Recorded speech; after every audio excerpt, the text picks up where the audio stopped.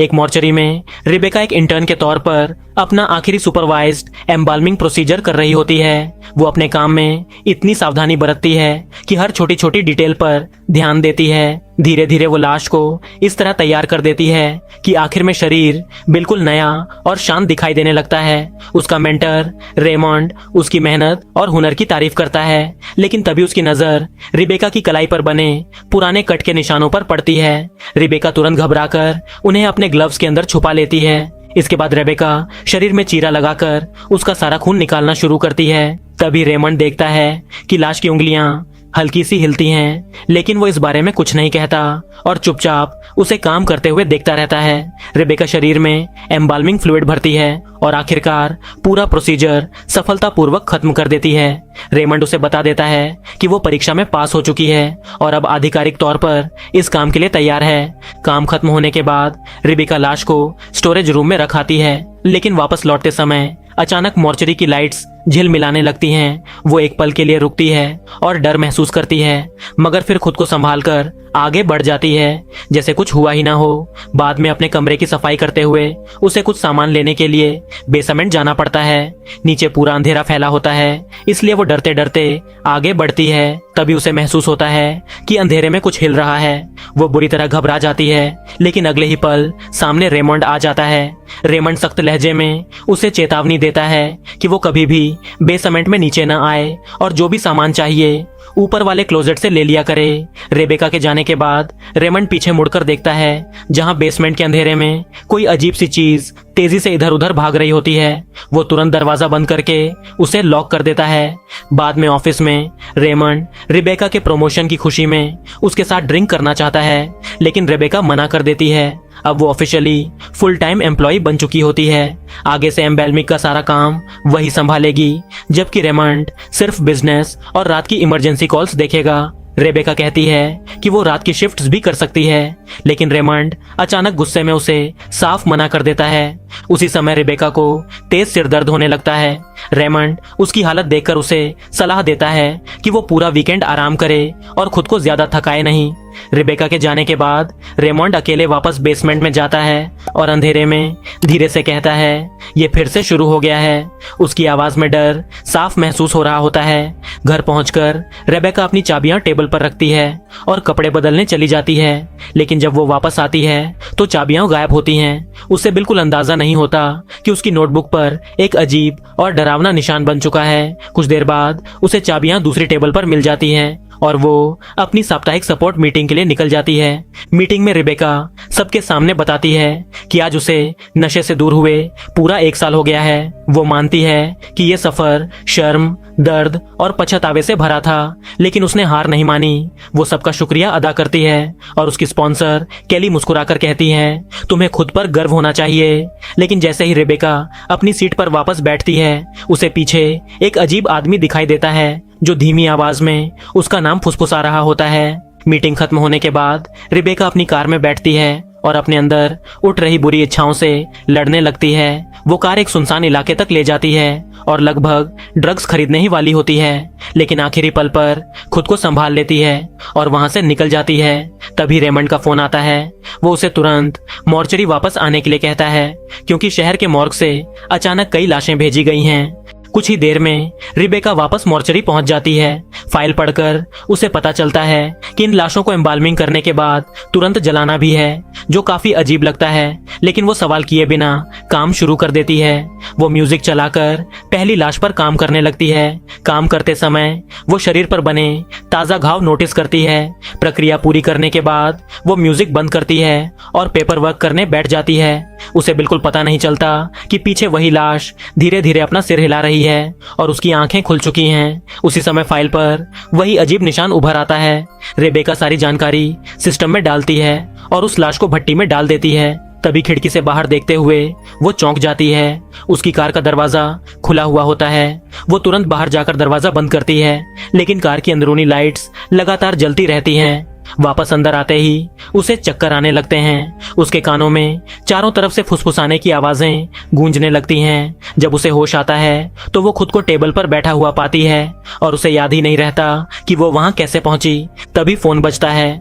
Rebecca जल्दी से phone उठाती है, लेकिन उसे ये नहीं दिखता कि दूसरी फाइल पर भी वही डरावना निशान उभर चुका है। फोन पर रेमंड होता है। रिबेका उसे बताती है कि तूफान की वजह से बिजली में दिक्कत हो रही है, लेकिन बाकी सब ठीक है। फोन रखने के बाद रेमंड अपने शरीर पर कोई अजीब सी पेंटिंग बनाते हुए दिखाई देता है, जैसे वो किसी रहस्यमयी रिचुअल की तैयारी कर रहा हो। इधर रिबेका दूसरी लाश लाने जाती है, लेकिन तभी पूरी बिजली चली जाती है। उसे दिखाई नहीं देता कि स्ट्रेचर पर रखी लाश धीरे धीरे अपना हाथ और सिर हिला रही है। उसके फोन की बैटरी भी खत्म होने वाली होती है, इसलिए वो मोमबत्तियां ढूंढने ऑफिस में जाती है। वहां उसे एक छोटा डिब्बा मिलता है जिस पर कैंडल का निशान बना होता है, लेकिन अंदर सिर्फ कागज की पट्टियां रखी होती हैं। वो उनमें से एक को जलाकर वापस आती है और देखती है कि लाश का हाथ अपनी जगह से हिल चुका है। वो उसे वापस ठीक कर देती है, मगर उसे ये नहीं दिखता कि पीछे दीवार पर वही अजीब निशान चमक रहा है और चादर के नीचे लाश मुस्कुरा रही है। उसकी आंखें पूरी तरह सफेद हो चुकी होती हैं। दूसरी लाश को भी भट्टी में डालने के बाद रिबेका तीसरी लाश लेकर आती है जो बुरी तरह घायल होती है। तभी उसे किसी आवाज का एहसास होता है और वो ऑफिस चेक करने चली जाती है। उसके पीछे वो लाश अपनी आंखें खोल देती है और धीरे धीरे सिर हिलाने लगती है। उसी समय एक और फाइल पर वही रहस्यमयी निशान उभर आता है। ऑफिस में रिबेका को एक अजीब सी आकृति दिखाई देती है। वो समझती है कि शायद रेमंड होगा, लेकिन पलक झपकते ही वो साया गायब हो जाता है। रिबेका इसे अपना वहम मानकर वापस लौटती है, लेकिन वहां पहुंचते ही उसके होश उड़ जाते हैं। तीसरी लाश अपनी जगह से गायब हो चुकी होती है। तभी फोन फिर से बजने लगता है। इस बार दूसरी तरफ से एक डरावनी आवाज आती है, तुमने मेरे साथ ये किया है, ये सब तुम्हारी गलती है। डरी हुई रिबेका तुरंत फोन काट देती है, लेकिन फोन लगातार बजता रहता है। वो घबराकर उससे दूर चली जाती है। तभी जब वो अपने चेहरे को छूती है तो उसके हाथ पर खून लगा दिखाई देता है। वो डर जाती है और जल्दी से कोट से उसे ढक लेती है, लेकिन दोबारा देखने पर उसका हाथ बिल्कुल साफ होता है, जैसे वहां कभी खून था ही नहीं। फोन लगातार बजता रहता है और आखिरकार रिबेका फिर से उसे उठा लेती है। इस बार वही आवाज कहती है, मैं एक गुमशुदा व्यक्ति की रिपोर्ट करना चाहता हूँ। रेबेका अचानक पहचान जाती है कि ये आवाज उसके पिता बेन की है। वो बता रहा होता है कि उसकी 14 साल की बेटी रेबेका गायब हो गई है। तभी रेबेका को अपने अतीत का वो भयानक दिन याद आता है जब वो दोस्तों के साथ नशे में झील के पास बेहोश हो गई थी। पुलिस ने उसके पिता से कहा था कि 24 घंटे इंतजार करना होगा, लेकिन बेन खुद उसे ढूंढने निकल पड़ा था और उसी रात उसकी मौत हो गई थी। उस हादसे का अपराध बोध रेबेका आज तक अपने अंदर ले घूम रही होती है। अचानक रेबेका को एक भयानक जीव दिखाई देता है और डर के मारे वो बेहोश होकर गिर पड़ती है। अब उसे समझ आने लगता है कि ये सब सिर्फ उसका भ्रम नहीं है। उसके आसपास सच में कोई डरावनी और शैतानी ताकत जाग चुकी है। सुबह होते ही रेबेका अचानक अपने बिस्तर पर जागती है और हैरान रह जाती है कि वो घर वापस कैसे आई। वो आईने में खुद को देख ही रही होती है कि तभी दरवाजे पर जोर जोर से दस्तक होने लगती है। जैसे ही वो बाथरूम से बाहर आती है, आईना धुंधला हो जाता है और उस पर धीरे धीरे एक संदेश उभरता है, मुझे अंदर आने दो। डरी हुई रेबेका दरवाजा खोलती है और सामने केली खड़ी मिलती है। केली गुस्से में उसे डांटने लगती है क्योंकि उसे लगता है कि रेबेका फिर से नशा करने लगी है। रेबेका को कुछ भी याद नहीं होता, ना घर लौटना, ना केली को फोन करना। वो बार बार कसम खाती है कि उसने कुछ नहीं लिया, लेकिन केली उसकी बात पर भरोसा नहीं करती। ये सुनकर रेबेका टूट जाती है और रोने लगती है। केली उसे गले लगाकर शांत करने की कोशिश करती है, लेकिन अचानक रेबेका उसे बहुत जोर से पकड़ने लगती है। केली डरकर उसे दूर धकेलती है और तभी उसकी नजर रिबेका की आंखों पर पड़ती है जो अब पूरी तरह पीली हो चुकी होती हैं। केली भागने की कोशिश करती है, लेकिन रेबेका उसे पकड़ लेती है और पूरे किचन में पटकने लगती है। फिर वो उसकी एक उंगली काट देती है और उसे जमीन पर गिराकर बॉटल ओपनर उसके कान में घोंप देती है। वो औजार को घुमाती है और केली की जान ले लेती है। अगले ही पल रेबेका को होश आता है। वो जो कुछ कर चुकी होती है उसे देखकर डर से कांप उठती है। वो खून साफ करने लगती है और तुरंत रेमंड को फोन करती है। रेमंड बिना देर किए उसे मॉर्चरी वापस आने के लिए कहता है। रिबेका मना करने की कोशिश करती है, लेकिन रेमंड कहता है, मुझे पता है तुम क्या झेल रही हो, सब ऑफिस में समझाऊंगा। अब रिबेका को गुस्सा भी आता है और डर भी, क्योंकि रेमंड को ये सब पहले से पता था और उसने उसे कभी सच नहीं बताया।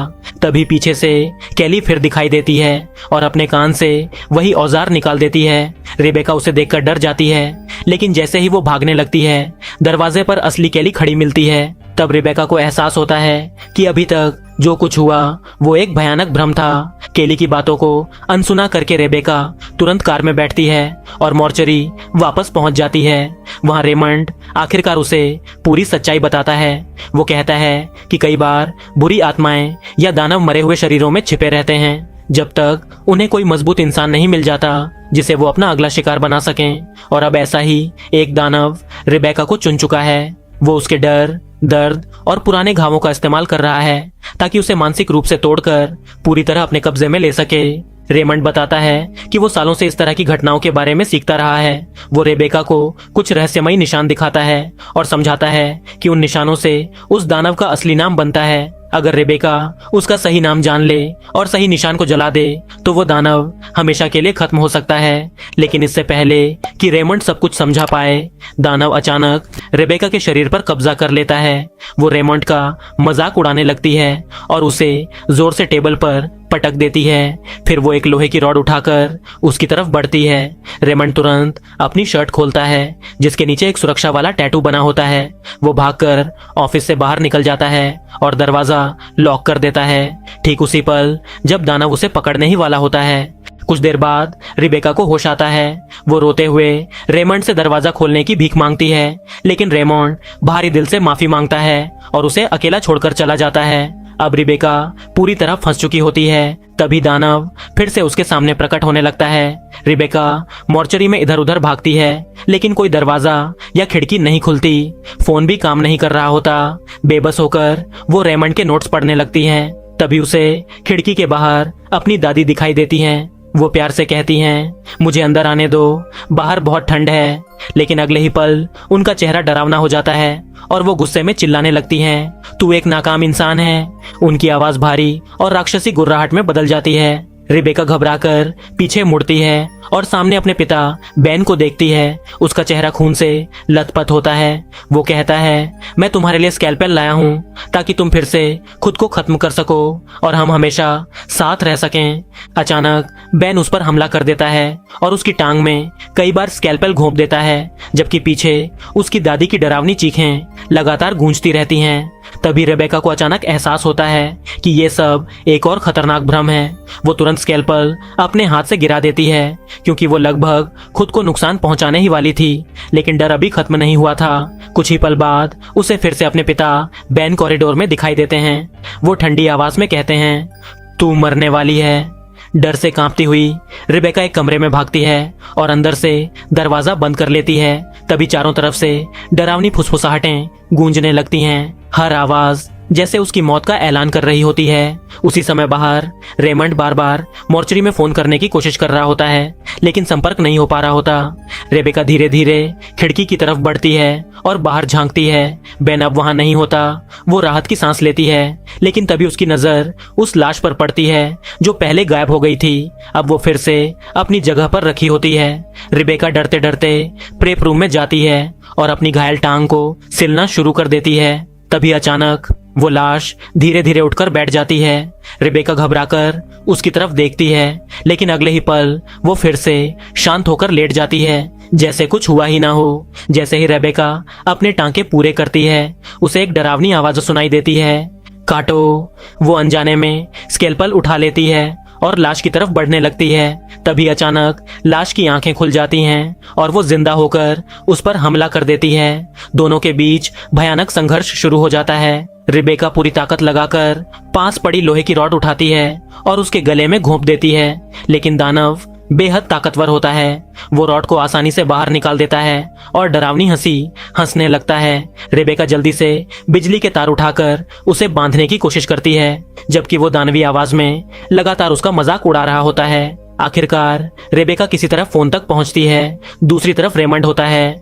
वो उसे आखिरी उपाय बताता है। उसके कहने पर रेबेका अपना खून उस लाश पर डालती है और पूरी ताकत से उसे भट्टी के अंदर धकेल देती है, लेकिन ये भी काम नहीं करता। अगले ही पल भट्टी जोरदार धमाके के साथ फट जाती है और रेबेका दूर जाकर गिर पड़ती है। तभी उसे एक अजीब फ्लैशबैक दिखाई देता है। वो खुद को बचपन में अस्पताल के स्ट्रेचर पर बंधा हुआ देखती है। फिर छोटी रेबेका अचानक बड़ी रेबेका में बदल जाती है। जब वो दोबारा होश में आती है तो खुद को भट्टी के अंदर बंद पाती है। वो डर के मारे चीखने लगती है, ये सच नहीं है, ये सच नहीं है। और अचानक सब कुछ बदल जाता है। वो फिर से उसी कमरे में खड़ी होती है। अब उसे समझ आ चुका होता है कि ये सिर्फ डरावने दृश्य नहीं है, ये उसकी आत्मा और उस दानव के बीच चल रही एक भयानक मानसिक लड़ाई है। इसके बाद रेबेका फिर से रेमंड को फोन करती है और बताती है कि उसका बताया तरीका काम नहीं किया, लेकिन रेमंड हैरानी से जवाब देता है, मैंने तुमसे बात ही नहीं की। ये सुनकर रेबेका के पैरों तले जमीन खिसक जाती है। उसे समझ आ जाता है कि अभी तक वो दानव के बनाए जाल में फंसी हुई थी। रेमंड तुरंत उसे नीचे बेसमेंट में जाकर कुछ पुरानी टेप्स ढूंढने के लिए कहता है, लेकिन अचानक फोन पर उसकी आवाज बदलने लगती है। उसके शब्द दर्द और यातना भरी डरावनी चीखों में बदल जाते हैं और रेबेका फिर से दहशत में जम जाती है। उसी वक्त एक दरवाजे के पीछे से वो भयानक दानव रेबेका को घूर रहा होता है। अंधेरे में उसकी डरावनी आवाज गूंजती है, अपने पिता को बचाओ। डर के बावजूद रेबेका हिम्मत करके बेसमेंट की तरफ बढ़ती है। वहां उसे एक छोटे कमरे में पुरानी टेप्स मिल जाती हैं, लेकिन पास का एक दरवाजा बंद होता है। तभी अचानक कुछ हिलने की आवाज आती है। रेबेका डर जाती है, लेकिन वो सिर्फ एक गिरता हुआ बॉक्स निकलता है। अगले ही पल शेल्फ पर रखा सामान अपने आप नीचे गिरने लगता है। डर के मारे रेबेका भागकर वापस ऑफिस में पहुंच जाती है। जब वो टेप चलाती है तब आखिरकार रेमंड की असली रिकॉर्डिंग सुनाई देती है। उसमें वो सही तरीका समझाता है। रेबेका को खास कागज की पट्टियां जलाकर सही निशान ढूंढने होंगे। फिर उन सभी निशानों को एक ट्रे पर रखकर उस शरीर पर रखना होगा जिसमें दानव छिपा है। इसके बाद उस शरीर को भट्टी में जलाना होगा। लेकिन सबसे जरूरी बात यह थी कि जिस इंसान पर दानव काबिज है उसका खून भी उस शरीर में डालना पड़ेगा, ताकि दानव उसी शरीर से बंध जाए और भाग न सके। उदाहरण के तौर पर रेमंड एक पुराना वीडियो दिखाता है जिसमें वैलेरी नाम की लड़की ताबूत में बंद होती है। वो रोते हुए रहम की भीख मांग रही होती है, जबकि रेमंड उसका खून निकाल रहा होता है। ये देखकर रेबेका के रोंगटे खड़े हो जाते हैं। इसके बाद रेबेका आखिरी बार रेमंड के नोट्स पढ़ती है और एक कागज की पट्टी जलाकर पूरे कमरे में घूमने लगती है। कुछ देर बाद उसे दीवार पर पहला निशान दिखाई देता है। वो उसे ट्रे पर रखती है और बाकी निशानों की तलाश में निकल जाती है। तभी उसके सामने फिर से बेन आ जाता है। इस बार वो प्यार से बात करता है जैसे सब ठीक हो, लेकिन अचानक वो रेबेका का गला पकड़ लेता है और दानवी आवाज में हंसते हुए कहता है, मुझे अंदर आने दो।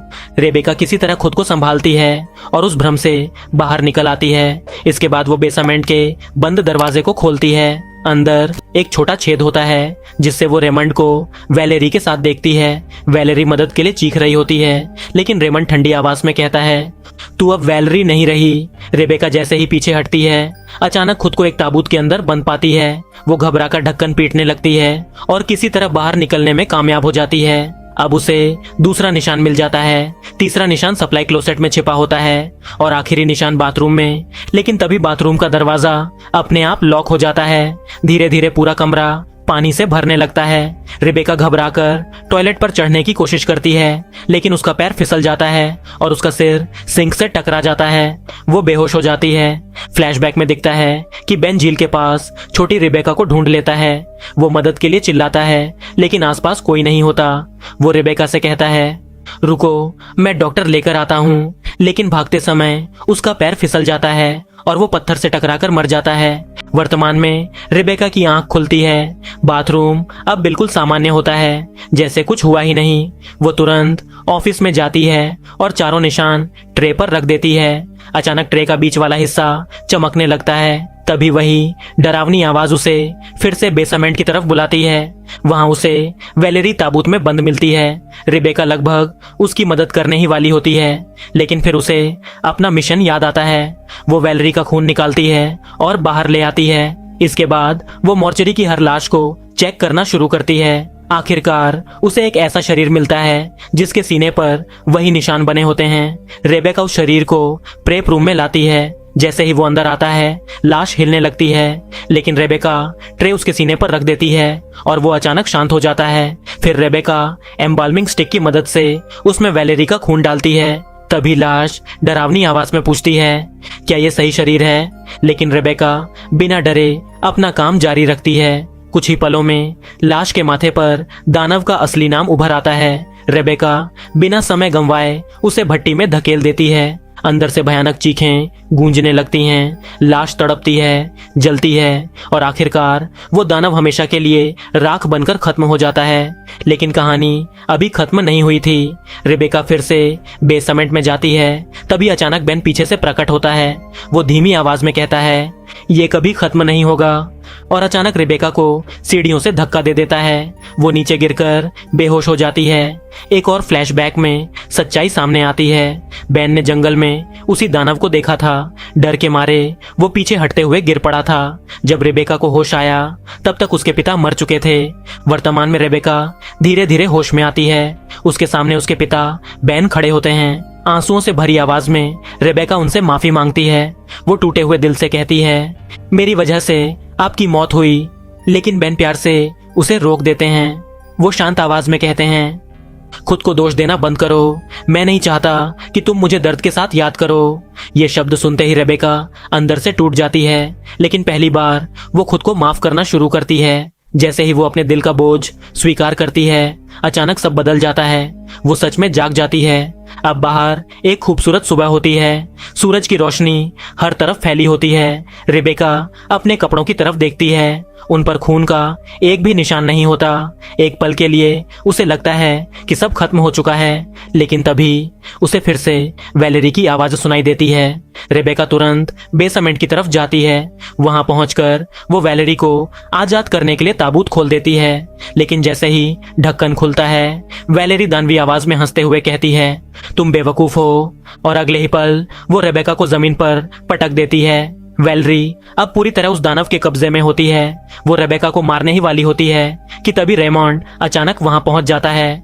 वो जोर जोर से प्रार्थना पढ़ने लगता है और अपनी शर्ट खोलकर सुरक्षा वाला टैटू दिखाता है। टैटू देखते ही वैलेरी पीछे हट जाती है, जैसे वो उससे जल रही हो। रेमंड मौका पाकर उसे फिर से ताबूत में बंद कर देता है। इसके बाद ऑफिस में रेमंड रेबेका से माफी मांगता है।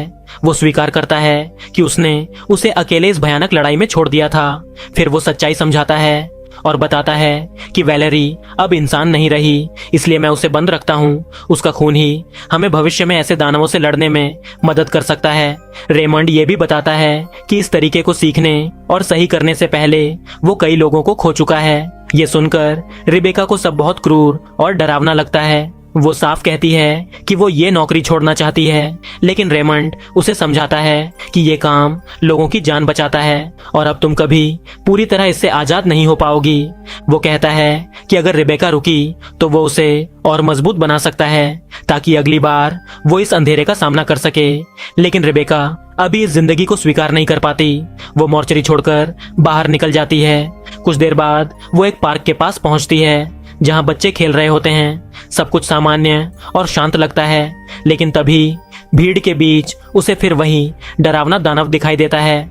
उसी पल रेबेका को समझ आ जाता है, रेमंड सही था, ये लड़ाई अभी खत्म नहीं हुई है। वो गहरी सांस लेती है, अपने डर को अंदर दबाती है और धीरे धीरे वापस मॉर्चरी की तरफ चल पड़ती है।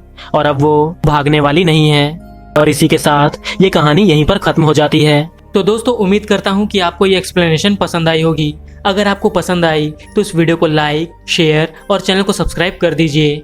और इसी तरह की वीडियो देखने के लिए स्क्रीन पर आ रही वीडियोस या फिर डिस्क्रिप्शन में दिए गए लिंक को चेक कीजिए। मिलते हैं अगली वीडियो में, तब तक के लिए बाय।